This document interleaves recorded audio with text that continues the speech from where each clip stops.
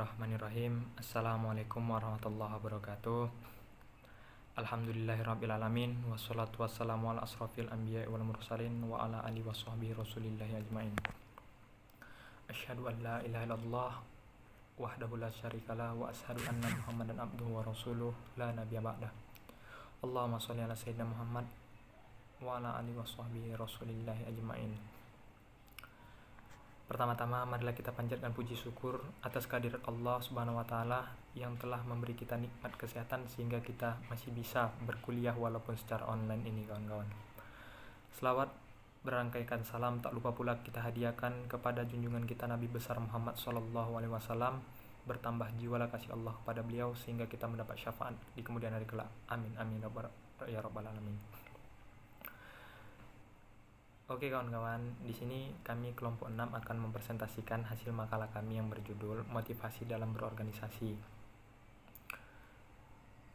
yang akan disampaikan oleh saya sendiri, Raja Fatdaulay, dan kawan saya Muhammad Asmara Hadi serta Ahirnisa.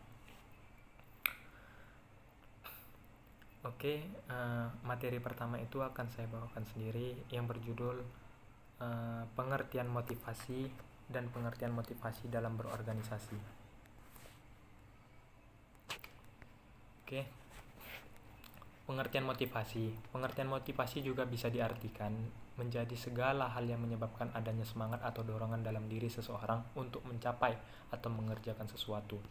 Secara etimologi, motivasi berasal dari kata atau bahasa Inggris, yaitu motivation yang berarti daya batin atau dorongan.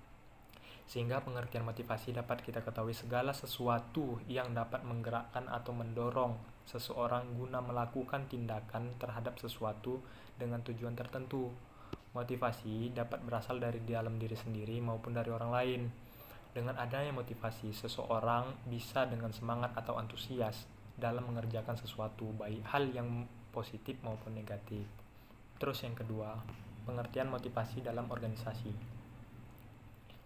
Pengertian motivasi dalam berorganisasi itu maksudnya mengarahkan atau menggerakkan individu dalam organisasi untuk bekerja gitu, sesuai keahlian dan kemampuan dalam memotivasi organisasi gitulah.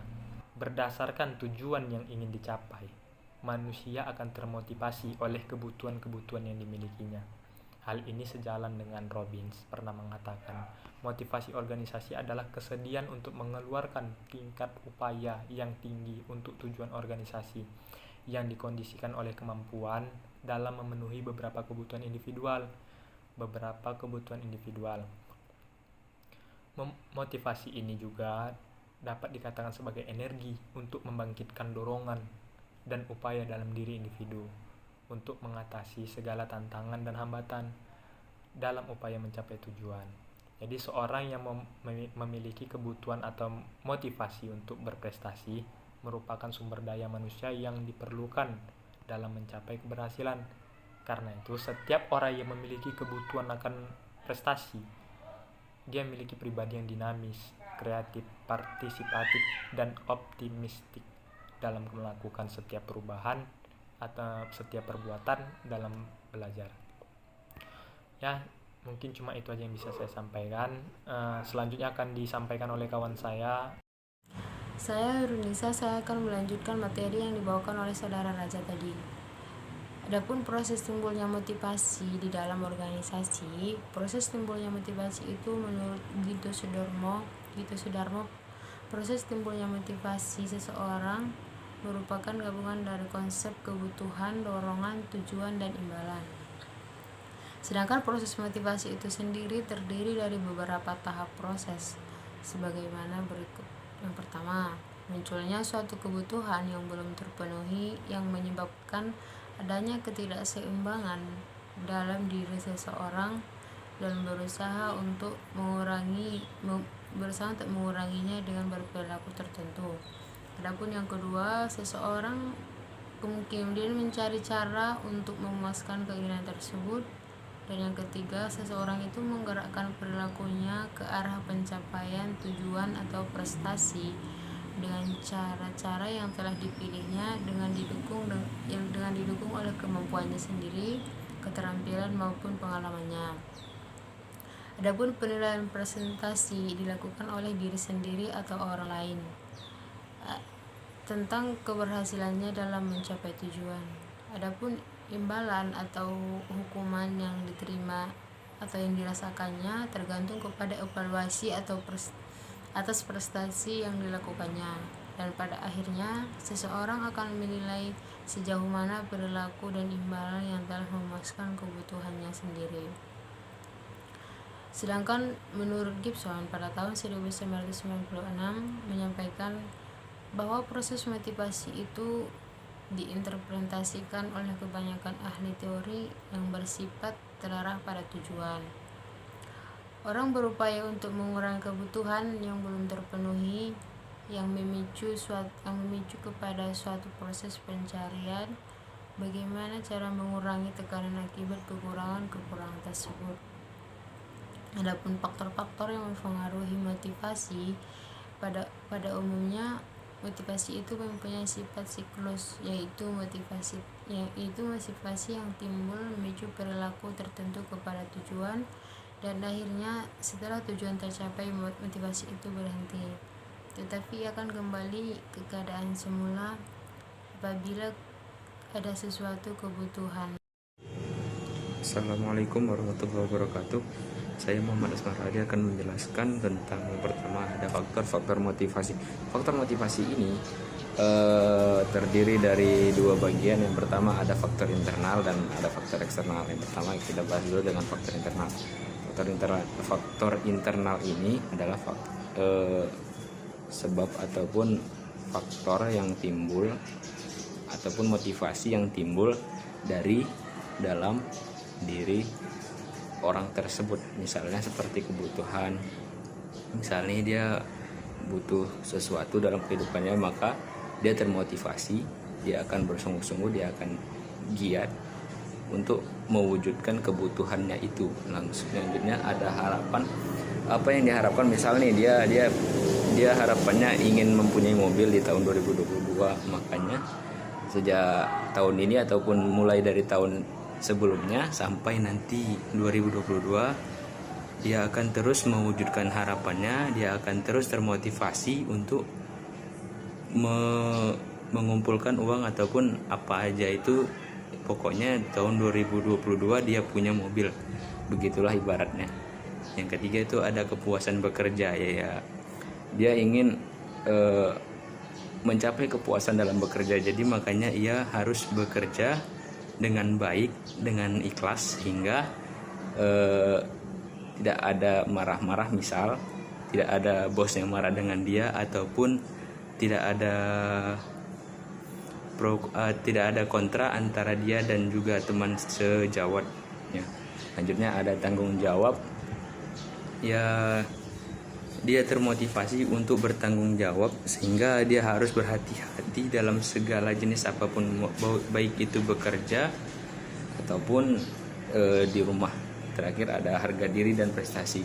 Untuk mungkin dia dipandang sebelah mata oleh teman-temannya ataupun keluarganya. Jadi untuk meningkatkan harga diri dan prestasi, makanya dia ingin berprestasi lebih jauh lagi. Jadi makanya dia termotivasi agar dia mendapat predikat yang baik di mata keluarganya ataupun di mata mereka yang memandang dia sebelah mata.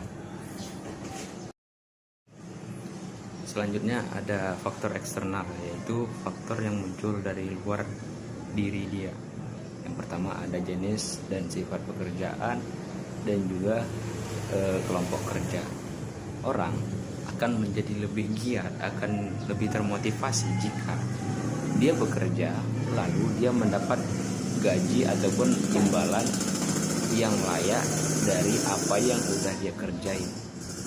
Jadi semakin baik imbalannya menurut dia, menurut orang yang bekerja ini, maka dia akan semakin termotivasi, semakin giat untuk melaksanakan pekerjaannya dengan baik.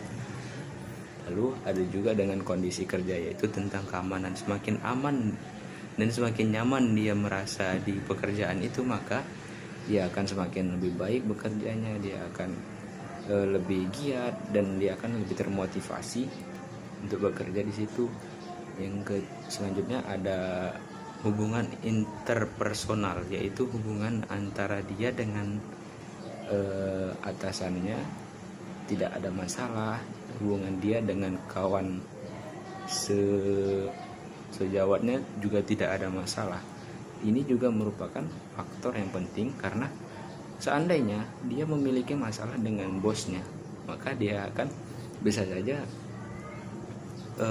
tidak datang tepat waktu ataupun sering absen. Begitu juga dia dengan teman sejawatnya, bila ada masalah maka mereka tidak akan saling komunikasi, maka bisa saja pekerjaan itu tidak akan selesai.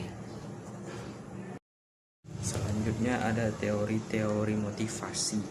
Yang pertama ada teori kebutuhan, yaitu seperti kebutuhan makan, minum, tempat tinggal, dan juga kebutuhan kasih sayang.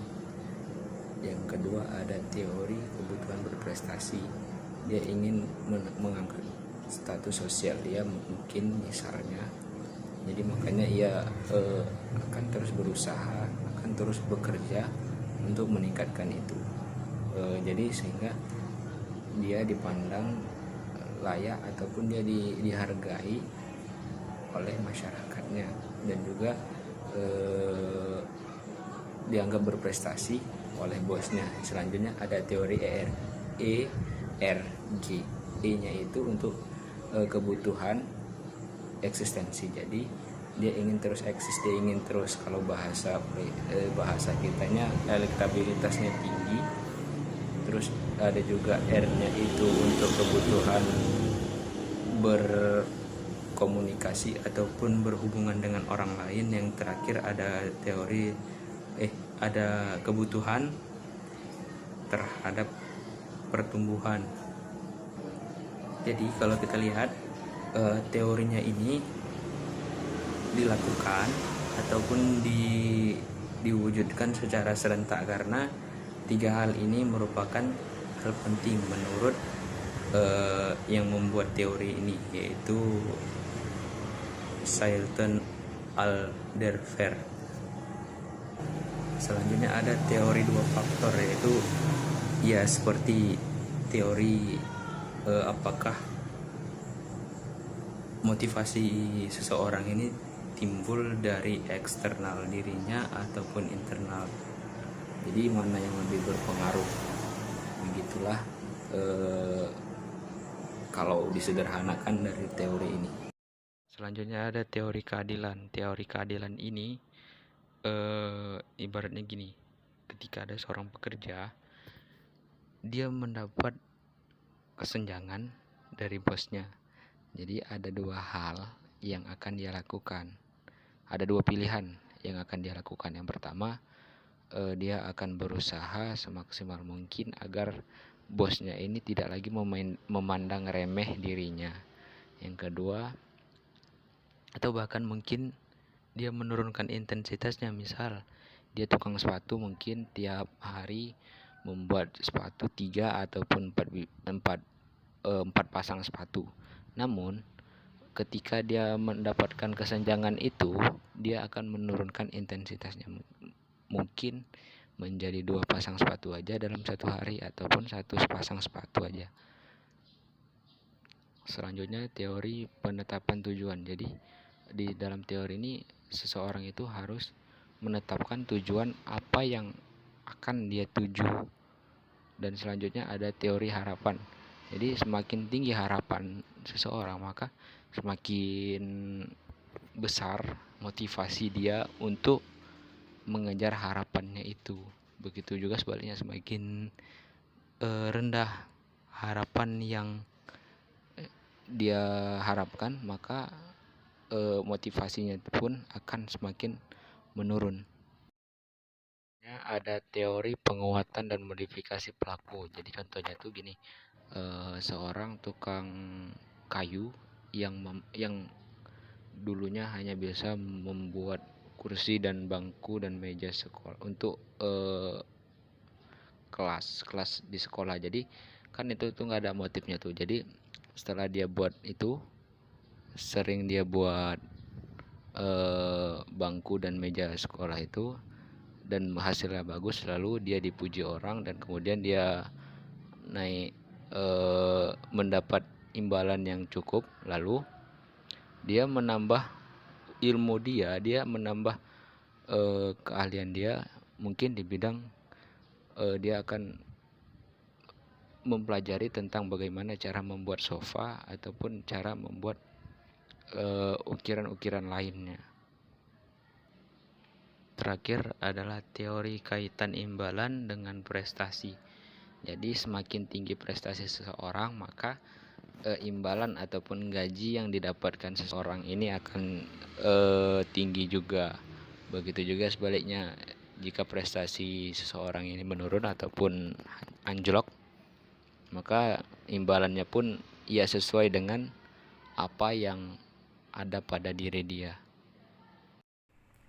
Oke kawan-kawan, mungkin itu aja yang bisa kami sampaikan. Lebih dan kurang kami mohon maaf, karena kebaikan datang daripada Allah, sedangkan keburukan datang daripada diri kami sendiri.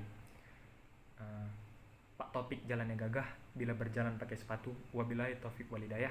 Assalamualaikum warahmatullahi taala wabarakatuh. What you know about rolling down in the deep? When your brain goes numb, you can